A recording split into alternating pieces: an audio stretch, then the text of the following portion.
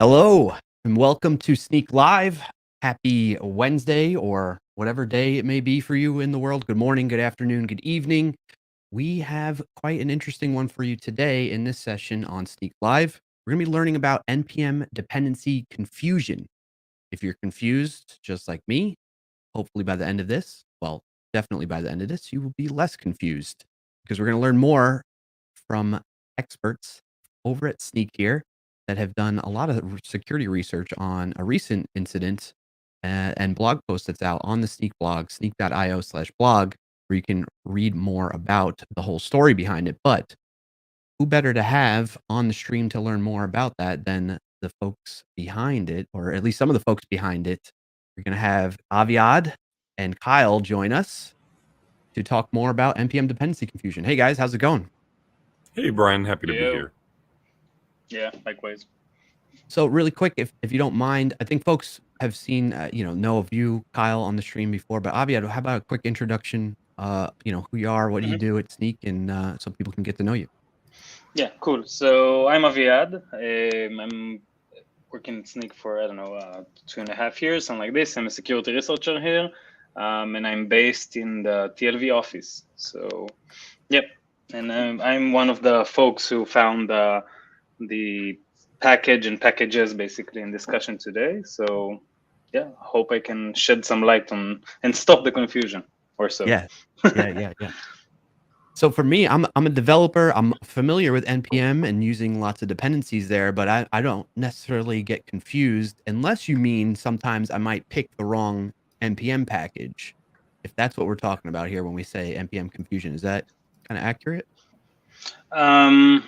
Somewhat. So dependency confusion can occur in NPM, basically every other ecosystem or ecosystem package manager. When you basically what you just exampled with mistyping or basically a typo, there is an attack vector called Typo Squatting, which is it's a subcategory of a dependency confusion where you, instead of Lodash for JavaScript, you write Lodash with double H or double S or whatever. And someone claims this package ahead of time, puts malicious codes in there, and then when you run it on your machine or wherever your CI, and then basically you are impacted. Yeah. So you mentioned that that typo squatting is when like a malicious actor will essentially create a package, trying to catch people that make those typos. So I'm typing npm install Lodash. I accidentally fat finger and add an extra H in there, and then somebody's created a package like that that behaves just like Lodash, but then has some added nastiness in it to help try and take advantage of me as a victim of doing that, right? Yeah, they by that I mean the attackers or any adversary. They basically set traps ahead of time. Hope you or any other developer will stumble upon them, and you spread thousands, you need only one. So per organization, if for example you run a malicious code in a Snyk machine, one of our employees, one is enough usually to start spreading around the system, and it's an initial vector, basically an introductory vector usually for the whole system. But yeah, assuming you are impacted, then the whole organization can be in danger. Yeah, I like how you put it, that it's a trap, right? It's like it's a trap just waiting for somebody to... It's a trap with the meme and everything. Yeah, it's a trap. Yep. And we're doing our best to find those ahead of time as well. Nice. Okay, so that's good to know. But really quick, you had mentioned that typo squatting is just one subset of dependency confusion. What are some of the other subsets that might be out there to be aware of as developers? The dependency confusion variation, I'd say, that we saw in the package that we are about to discuss was based on basically a registry confusion. What do I mean by that is the package was pretending to be a private package. So if you have a private package or private registry, let's say your package is called Aviad and it's under Aviad's private registry, if my NPM client doesn't have the appropriate configuration files, usually in NPM RC files, then it will go by default to the NPM registry. So assuming I know there's a company using a package called Aviad, I can claim the public Aviad package and then hope for someone to run npm install without having the credentials, and then you introduce them to basically introduce your malicious code to their machine. Wow. Well, what Yeah, I'm learning here it's is, a cool way. yeah, something new there. And then 2, I don't know that I would want to install a package that's made by you, Aviad. I might be a little wary of doing Yeah. something like that. Yeah, people stop receiving zips from me on Slack, so I guess that's an indication. Whenever Aviad asks me if I want to hear something cool or something new that he's working on, I feel like I should have legal on speed dial, because Yeah. he is capable of a lot of very scary stuff. Also, Brian, don't open his unplug zips. your internet, shut down your machine. Yeah. No, Oh, but yeah. like 100%. these are Just all like things unplug that all the servers. happen. these are all attacks that happened and happen in the wild. Like we Snyk found this package, and we obviously have by the hundreds or thousands more. The specific one we're about to discuss was unique behavior-wise, and it has a unique turn-up or like a event follow-up. Other firms do it as well, and basically, specifically this package had such a different or special behavior that others found it as well at some point, or found relatives, quote unquote, of this same package. So yeah, this happens in the wild a lot, and integrity verification is important in this case. So, Aviad, can you tell us a little bit about how you and the security researchers on our R&D team are sort of like flagging and identifying these packages? Not necessarily, the inner workings of that mechanism, but maybe like a high level explanation of like how you sort of pick up these targets and then like look more into them and then discover things like this. Okay, just a quick question regarding comments and how we reply. So I'm not sure what's the policy. It's my first time here, so just let me know when and how to answer comments. But I'll say regarding the package and our process.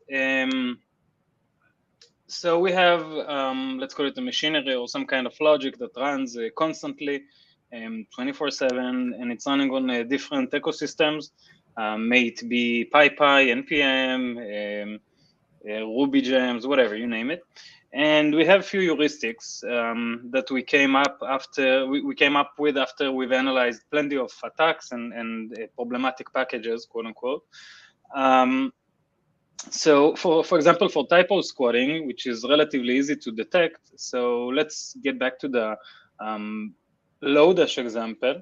One of our heuristics is using something called Levenshtein distance, which basically calculates, quote unquote, the distance between two strings. So if, for example, I have the legitimate package Lodash, but Brian created the Lodash with like double H at the end, and he's trying to confuse the world, the Levenshtein distance in this case is 1. There is a differentiation of 1. If you would swap one letter, then it's going to be a difference of 1. And then whenever we see a package, we try to look via calculating the Levenshtein distance to see whether there's another similar package. This way we caught many packages. Another heuristic we have is gibberish. Basically, if your package is named whatever, you just bash the keyboard, something is off usually. But also, I'll put on a side note that these usually don't get downloaded as well because they're gibberish. Who will download them? Right. Few other heuristics we have is time between creation of user and creation of package. Because if there's like a 5 minute or less, then we can deduce that it's some kind of automation. Because usually legit users don't upload these fast packages. Awesome. We're the versioning. We have plenty of heuristics. So it seems like it's a mix between like common user behavior and then entropy itself, right? If we're talking about like these strings, these wild strings, right? And then similarities, so like entropy, similarity, and like behavioral heuristics. So that's awesome, and I'm sure there's way more, but we don't have to get into that. I think it's pretty awesome how y'all identify these packages. And also there was another one that I would implore people to look up too, because it's requests, but they're 2 S's. So that's a recent one. That's a really recent one, and that one actually has a ton of downloads because it's so close. So typo squatting it's becoming a bigger problem for sure. And like, yeah, I wouldn't put it past the request team, whoever's working on that core library, to like go around and start reserving all of the typo squat variants that they can potentially think of, because that's the only solution that some folks really have to this. Exactly. There's also a question of who's in charge. I mean, is it the PyPI ecosystem who's in charge to making sure that people don't? This is an abuse, right? We can agree that it's an abuse, but it's also legit usage. I can do requests with SS. I mean, that's I'm entitled to, right? Yeah, why not? Yeah, why not? So it's like, so it's the ecosystem's problem, quote unquote. It's the maintainer's problem. It's not a problem at all. It's just my right to do so. So it's a weird grayish area, and it's kind of falling between chairs. This is why it's being exploited, because there is no policy, there is no governance over this. So it's a valid attack vector. Are you seeing any strong opinions one way or the other on, like, in certain ecosystems, maybe in NPM, maybe PyPI, Maven, where they're taking a stance on like, hey, this is who we believe is going to be responsible for this, or no? So I'd say NPM is the most advanced one, at least, again, if I'm not mistaken, in my opinion. NPM is the most advanced one with respect to handling this. So whenever you report to NPM, they very quickly verify whether it's a true or false report. If it's a true one, they will take it, the package, they'll take it off, including the maintainer. They immediately cut it, and they put what's called a security placeholder. So when you download it via NPM, if by mistake somehow, then it, like, just pops a message on your console like, this was a malicious package and it's now off.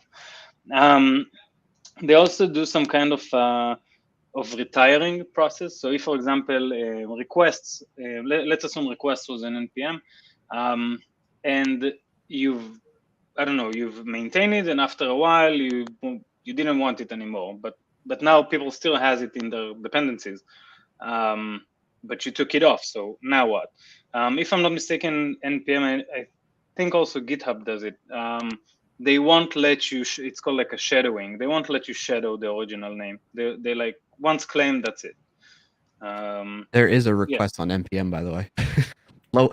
When in doubt, it probably is in existence when it comes to NPM, right? Yeah.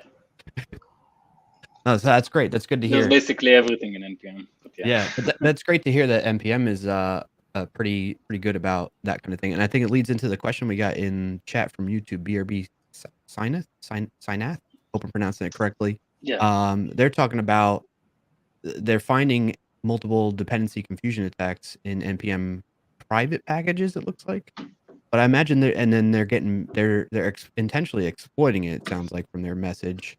And then NPM is banning their accounts. I think, really quick, off the top of my head, not even being an expert here, I think you just got to go through whatever the responsible disclosure process is for NPM. Is that correct? Let me... Like, what you could do, whether you're testing a cloud service provider or anything really, or a firewall, is you just let them know that you're doing it, and then they'll be a little more lenient with the ban hammer. So I think you can very easily make that a non-issue if you communicate a little bit with the folks you're trying to hack. Yeah, so if you just jump into trying to do that stuff and they're not privy to it, then they're going to be a little annoyed, right? Yes, most likely.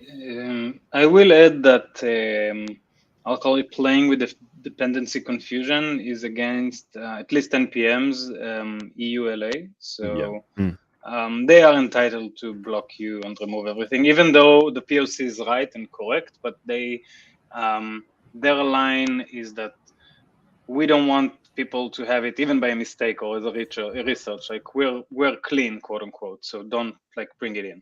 Absolved, fully absolved. Makes sense.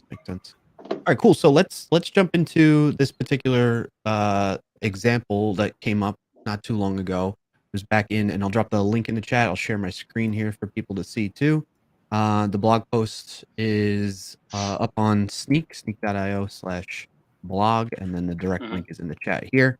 So this is one where you all found that basically what we've been talking about. Somebody created an intentional package to target a specific company, in this case, like a private registry, right? And why don't you give us like a high level? Like people could read the blog post, right? So what I want to get Yeah. into today is very quickly a brief high level of like what happened, and then just talk about the process that you went through through this timeline, because I think there's a story behind this too, right? Yeah. So. So there's a story behind it. I'll go very briefly with the story. So our tool, the scanning tool, alerted regarding a specific package. I got it to reverse, and whenever and like once I touched it, I saw it was obfuscated, which already like looks bad. And after deobfuscating it, we found another encrypted payload, and by this time we had all the alarms ringing. And after we've decrypted and deobfuscated the payload, we realized that it's basically a two-step malware. And by two-step malware, I mean there is the initial part or the initial logic that basically checks where it is running, where it's installed. And it had a very cool shtick where if it didn't find itself in the private registry, in parentheses, this is the second vector or variation we talked about, that it's looking for a similar private dependency. So it looked whether it can access a private registry or not, and if not, it would remove itself and like it's gone. That's it. But if it's like it detects properly that it's within the correct organization, it downloads the legit package from the private registry, unpacks it, deletes itself, and then deploys a C2 agent. And C2 agent is an acronym, I think that's a word, for basically a Trojan agent, which was communicating with a command and control, a CNC server, and was getting commands and actions and whatever. Wow. Yeah, so this was the first research of this package, and afterwards, chronological, we tried basically to see what's the adversary. At this point, we didn't know it was by a red teamer company, a red team company. So what we did was basically create some kind of a honeypot, intercept everything, and try to see what the malicious actor is doing within, because we wanted to verify whether this campaign, quote unquote, is active or not. Mm-hmm. We were able to intercept, and we did see some kind of file pooling and arbitrary command execution. So per our research, the answer was yes, someone is there. And we also did some fuzzing around a few parameters. We found that there are two more variations of this Trojan agent, one for browsers and one for Golang. Wow. Yeah, and basically for the first step chronologically, this was it. That was it. We were done with the research. We wrote the blog and we published it, and that was it for the first part. Yeah. So let's pause there for a second, because well, one thing I want to do is we want to make this stuff like, especially me coming from a developer background, they may not know a lot of the stuff that you are talking about. So please excuse if you feel like these are like, silly questions for someone of, of your background. But no silly questions. Okay, cool. So when you mentioned that there was some fuzzing going on that it would do, what exactly does that mean? How can you explain that to silly developers like myself? So the fuzzing was done by us, just to make it clear, not by the adversary or the agent. Fuzzing, by definition, is the method of basically you want to fuzz, you want to try as many inputs, or random or by a word list, doesn't matter. So it's on an input field. It's somewhat similar to brute forcing, you can say, where you basically, you have a list of, 2 million passwords, and you just try to access something. So fuzzing is similar in that way, that it will try a lot of inputs, but there are smarter fuzzers where they will have something called corpus, which is basically the seed of the fuzzing, which is an initial value that, with respect to the response or the reaction of the server or whatever, the corpus will get readopted or redesigned or get more corpuses with respect to what's basically our tested unit is replying with.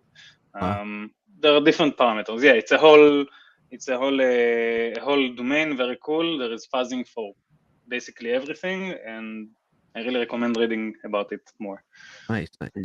And I think just to bring that back, maybe Brian, to some concepts that we've discussed here on the show, like fuzzing's really a black box testing technique, and you're using like semi-random data, like Aviad was saying, like you sort of analyze the heuristics of the program and then you try to match it so that like it'll behave in a way that's conducive to getting better results, which means eventually achieving success, right? Hopefully faster than slower. So the smart fuzzers like Aviad's talking about are able to analyze, sort of like how programs respond to this semi-random data, and then, make the next decision in that tree kind of as to, what to attempt to do with the fuzzer next, right? What semi-random to put in this URL or this form or et cetera to try to, achieve your ends. No, that makes a lot of sense. Yeah. And so I guess does that tying this back to some of the other again, I like how you put that, Kyle, tying it back to some of the other things we've learned on the channel here for developers to learn about developer security. We've talked about SAST, DAST, SCA. So would fuzzing fall under, I think, correct me if I'm wrong here, DAST, dynamic application security testing? Because if you had to categorize it in such a way, it would be like a manual, like semi-manual DAST thing. So like some DAST solutions are fully automated. Some of them are more manual, like, having Aviad pound on your door is basically like a manual DAST, like if you think of it that way.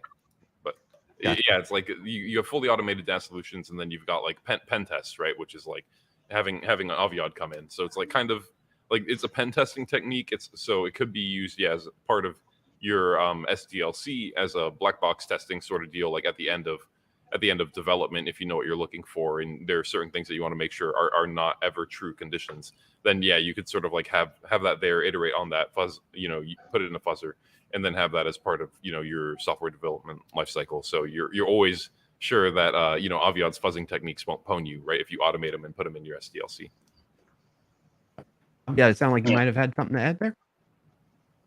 No, I think I had an analogy for that, which may help make it clearer. So assume you're trying to get into a house and you're the fuzzer and you don't know anything, so you're just starting bash on everything, and then but walls don't do anything, but doors or windows sound differently. And then you say, okay, so I'm looking for something shaped like a hole or a door, like a window or a hole or a door, it doesn't matter, something. And then like if you realize that if you, I don't know, smash hard enough, then doors open or windows break. And then this is how basically you reconfigure yourself for the correct loopholes, I'd say. Wow, I really like that. That's awesome. That's super helpful explanation. And actually, somebody in the chat just mentioned this too. Mutabix says, I like your explanations, are really good. Yeah. Cheers. There we go. All right, so we stopped on that part one of you know where you're doing some reconnaissance and analysis of like what this agent or malicious actor was trying to do. Where do we go from here in terms of your research?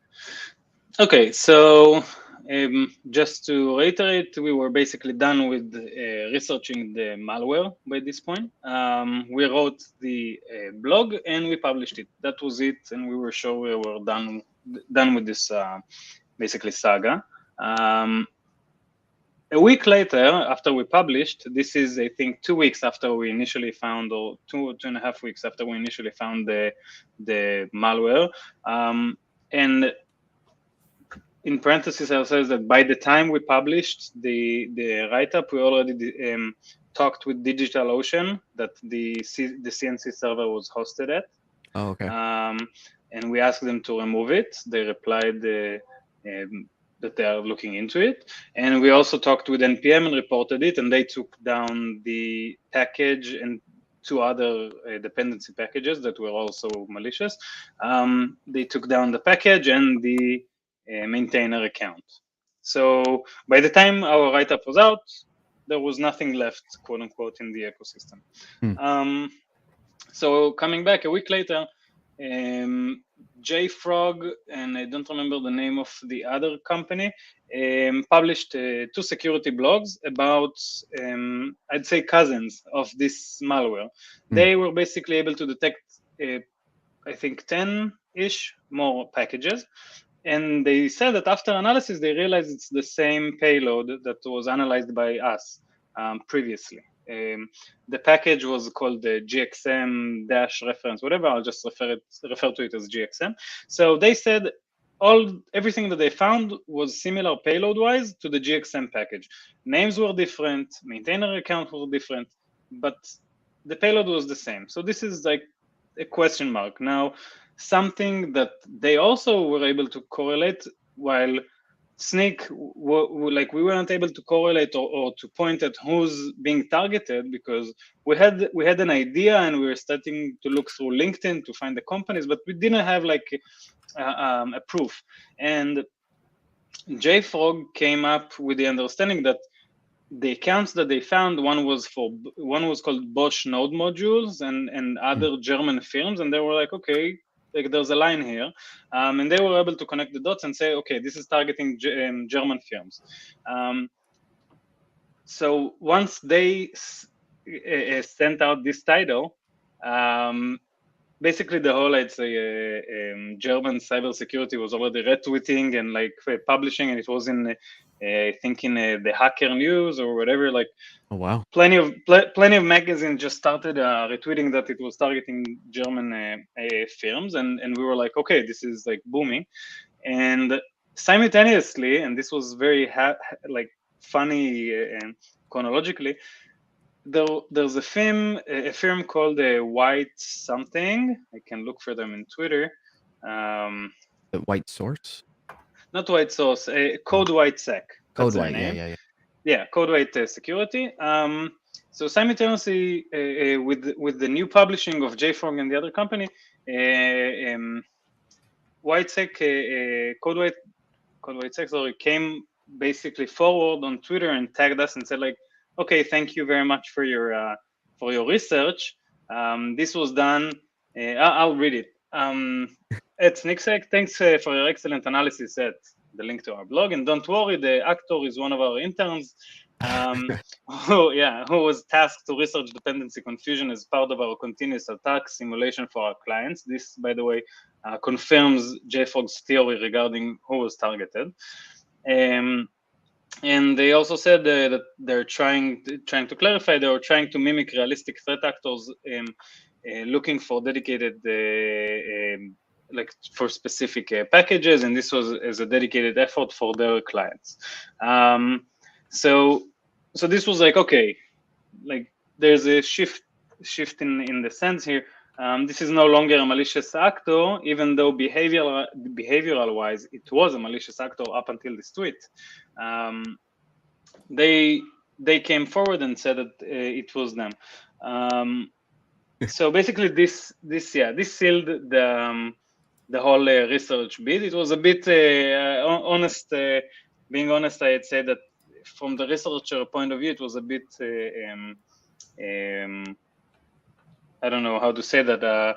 It wasn't as fun, to catch. Basically, we caught like this is a friendly fire catch, and it's always more fun to catch an actual thing, even though it is an actual thing, but it's a friendly fire. So and immediately, and then we immediately update our blog and also our Twitter, and following us also JFrog updated their thing. And basically that was it. There is somewhat of an ongoing discussion with respect to whether it should have been done, or if something like this is being done, something similar to what BRB asked in the comments. If something like this is being done, then how can we mark it as something that is being, by security by security research? But once I asked this question, I was like, okay, so maybe put in the package JSON, security true or whatever. But then, like, if I'm attacking someone, okay, so I'll also put security true, and that's it. Right. So I don't know how to mark it, honestly. Yeah. But yeah, that was basically the end of this saga, and it was a real cool. It was a real cool game by the end of the day. What a surprising end to that story, that it ended up being just an intern at another security company that was hired to help test. I hope he's getting a promotion or something, because he or they made a lot of noise. So nice. Well, so I can totally understand, and I hear you. From your from your position, you want to catch bad people that are in the act of doing things, and I totally understand that. But from my perspective as a developer, like I remember when I saw some things. I saw the blog post go out. It was over the weekend, and I had some time, and I saw it, and I was like, oh, this is interesting, and I read through the article very deeply, and it was extremely educational for me, and like I learned so many new things from it that it helps me understand more about this space because of the research that you did. So, like as much as it's a bummer that you didn't catch somebody actually like an actual bad person that's trying to do something malicious here, it's extremely valuable and helpful for folks like myself to learn more about this type of thing and understand. And it's kind of a funny story. It's like it's a great story to tell to learn from as well, you know? So, I mean, what I'm Yeah. saying is don't feel so bad, like in that regard. No, I'm not feeling bad at all. I mean, if we want to put aside the code white coming forward, the rest of the pipeline and when we did some kind of a retrospective or post-mortem to this quote unquote incident or research, everything else was working great. Our mechanisms were like the alarms were correct, the detection mechanism was correct, the analysis was correct, everything else was true. Yeah. So detection-wise, pipeline-wise, logics-wise, and the heuristics, they all work. And they prove themselves, even for an intern's package, you can say. So yeah, we're not bummed. We feel very good about it because our system works. Yeah. The price was different. Yeah. Well, actually, that leads me to my other question that came up when you were kind of talking through all this is when, working as a security researcher on a team, do you all have like a leaderboard of like who's caught the most bad, malicious actors out there kind of um, thing? Or like a friend? so Snyk specifically, we don't actually handle adversaries, and we don't do analysis on adversary behavior and stuff like this. Okay. We do count how many CVs and stuff like this we've found because it's fun. Yeah. But we're measured on the amount of, for example, we're not measured on it, but we like to measure how many malicious packages have you found, and we don't care about who was behind it or how. We care about Boolean values, true or false, malicious or not. Yeah. So yeah, we do have plenty of those. Plus, we're not always researching in the same areas, so we have enough for everybody. So. Gotcha. Yeah. Yeah. I was just thinking, friendly competition, like, who's gonna take the first spot with the most, I don't know, Yeah, packages. it's like a HackerOne cup without the Yeah. cup and Yeah. without the Yeah. HackerOne. Yeah.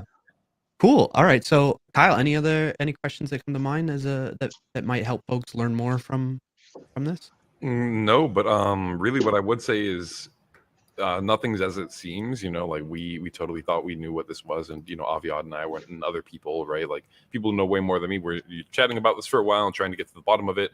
We couldn't initially identify who the target was, right, and who the actor was, right. So there were a lot of unknowns, and there always will be. So it's okay to get things wrong. Just like do as well as you can.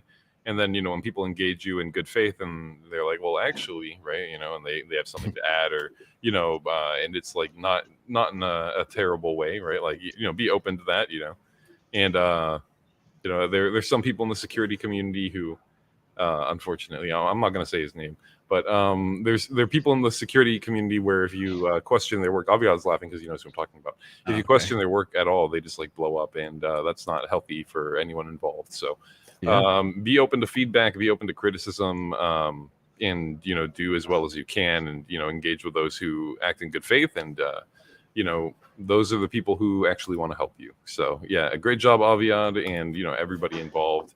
As always, lots of cool stuff coming out of this team. We're going to have way more episodes with them on, and I'm really looking forward to it because I've seen all the cool stuff they're doing behind the scenes. I've seen, how this stuff sort of plays out. So lots of awesome, high quality stuff happening on the R&D teams.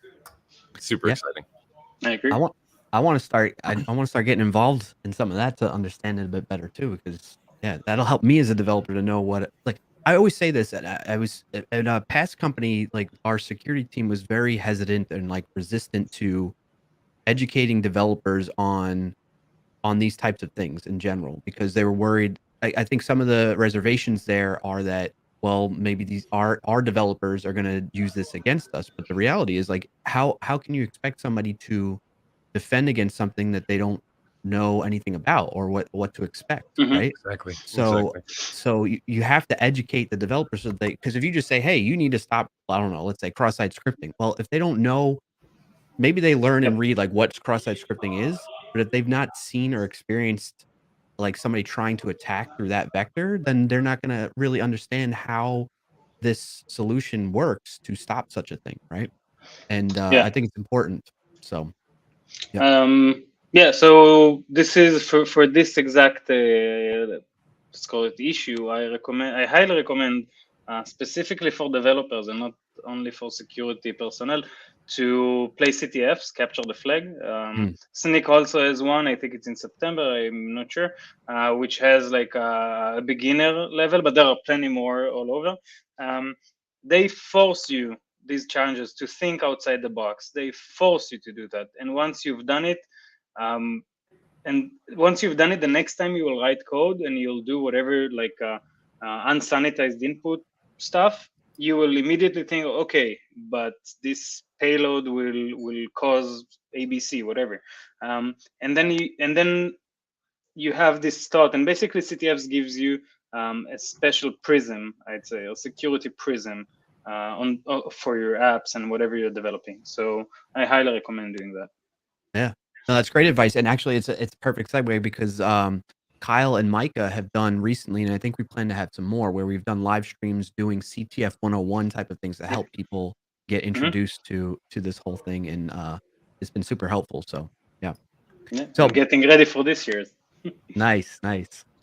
So I'm not going to let you go anywhere just yet because we haven't talked about this really. So we learned about this potential security issue to be looking out for as developers, regardless of whether it's, even though today this specific story is about NPM, it can be any ecosystem.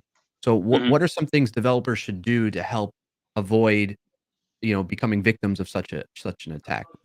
Are there things that developers should be actively doing, or maybe tools that they should be using and to help them stop this from happening?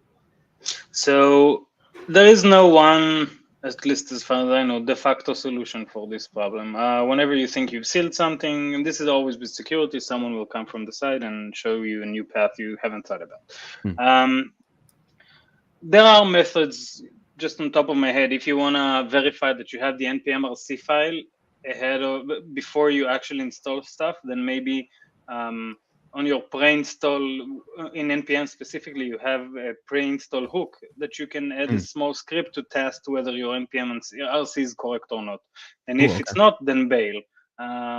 This is a very easy check that will quote unquote kill such attacks of registry based or private packages based attack, dependency confusion attack. There is a integrity check, for example. You can hash your packages. There are plenty of non-official solution, I'd say, and it's per usage. I can't give the full answer for everybody. It will be incorrect. So every company, I'd say, or basically group of or a project for itself should look at the project, try to do some kind of risk assessment, see where the problematic pitfalls are, and create the correct solution for them. Excellent. Yeah, that makes a lot of sense. That's always the answer when it comes to development, right? Is it depends. It depends, yeah. I mean, if you're using, I don't know, Vue for your front end and Java for your back end, whatever, but it's all in the same monorepo, the solution will be different from, split repo Yarn projects, whatever. So everybody should have their own relevant solutions. Yeah, excellent. I think that fulfills all the questions that came to mind from my end. Kyle, you too? Yeah, I think, just to talk about, why I think Snyk particularly is a good way to learn about security. My first time ever using Snyk was at a CTF, bug bounty style CTF competition, where they had all these sort of pie in the sky objectives, do this, overwrite the firmware on that. I can't talk too much about it because it was like a government military thing.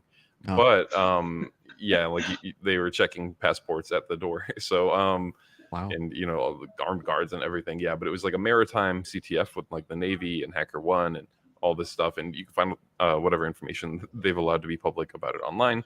But that was the first time I used Snyk, and actually I was using it to find, after I'd fingerprinted, you know, versions of software that they were using, I was using it to find the vulnerabilities in the software, because it, you know, back then, I don't know, it was unreasonably hard to find out the vulnerabilities in a given version of software. Like, it was just really, really hard. So I was looking around, and then I finally stumbled upon Snyk, and I must have been looking for like 30 minutes at that point. But yeah, I basically was able to figure out the fingerprint the version numbers, and then by that, you know, I was able to get, you know, the sort of manifest for these open source packages, like what's bundled into, you know, this open source operating system, you know, for like a 3D printer, like what's bundled into this Python, you know, package, like, you know, what's that dependency chain look like. Mhm. So I basically was able to sweep a whole objective track. Like, there is one track that was centered around like 3D printers. So I was able to do like every single objective they had with 3D printers, and most of it was because, yeah, I was able to exploit vulnerabilities after I'd figured out, you know, what vulnerabilities were present. I sort of knew which tree to bark up, so to speak. So yeah, it was pretty cool, and I like made my whole rent in like a weekend, and I was like Nice. the happiest. Yeah, like oh man. It was like euphoria, right? I had no idea. That there was a cache attached to it. Somebody was like, "Come to the CTF event, you'll love it." And yeah, I started using Snyk, and we were actually able to like clean out the whole board. It was awesome. It was really cool. That's awesome to hear. Wow. Yeah. Cool. Well, all right. On that note, thank you, Aviad, for joining us and giving us a little bit more insight into the story behind this recent research that you and the team have done. Thank you to you and the team for the awesome research that you do in general, and you continue to do. It's super helpful and valuable, especially to myself. I can speak for my own behalf, but I imagine that I'm not the only one that feels this way. So thank you all Oh, for very that. welcome. Yeah. And looking forward to having you on some more, man. Aviad, is there anything else you Sure. want to tell Chad about? Do you want to tell Chad about like any upcoming work that you can talk about? No Yeah. pressure, but I think that what you work on is pretty cool. I'm going to share the blog one last time too, guys. I'd say I'll just give a hint that there are many variations, and there are way more, I'd say, better hidden packages that don't trigger our heuristics. So if they trigger our heuristics, they are obfuscated or encrypted way better than the one we found, and are hard to basically reverse. So we're working on a cool mechanism that will, I won't give any more details. I'll probably in the next time, but they should cover us all. So hopefully it will be done soon. That's super exciting. Can't wait. Very ominous too. I'm just, I'm doing the cliff, and I'll come back. We do have another blog post that Aviad's working on that will be coming out. I'm not gonna say anything about it, but I will let you know that his printing press is hot. He's working on new stuff all the time, and even when he's not working, he's still working. So I'm sure we'll have him back on here soon. Sounds good. I'm looking forward to it. Yep. Me Excellent. too. Well, thanks everybody for tuning in. We appreciate you being here. If you want to tune in, you want to check out some of the future streams that are upcoming on the channel, either on Twitch, there's a calendar below. On YouTube, it'll pop up if you're subscribed there. Be sure to follow and subscribe on either platform that you're on. And if you want to get in touch and learn more together, we have a Discord server that you can join. The link to that is right there on Twitch, and let me paste it here for YouTube as well. There you go, devseccon.io/Discord community. Join up over there. You can participate in the discussions that we got going on there. We do the CTF channel that helps with all that too. And, level up your security skills as a developer over there, and learn about more things that are upcoming here at Snyk.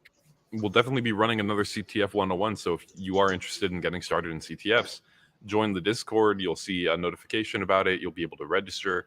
And then, you can start your hacking journey. Maybe Excellent. You'll be up here with us one day. I also think all of our challenges from last year are publicly open to play with, right? So have fun. Yeah, definitely. I posted a link to that actually. I'll post it Yeah. again. So if you want to start, get a head start, and then maybe come to the CTF 101 session afterwards. This is how you get started. CTF 2021 Snyk.io. You can see our challenges from last year. Those were actually made by Aviad and the rest of the security team. Yeah, so they, we really leverage their expertise for stuff like that, and they really do some awesome work. So maybe I'm thinking, after we do CTF 2022 or something, maybe we'll have the creators of the challenges on, and then we'll go through the challenges or something and talk about how we made them and things like that. Like that could be fun. But yeah, I think we'll definitely save it for next time. And yeah, thank you, Brian, Aviad. This was great, super fun. I love doing these with you. So yeah, let's get another one in the books. Sounds good. Looking forward to Sounds it. good. All right, thanks everybody. Yeah. Have a good one. See ya. Bye everyone. Bye bye. Good chat.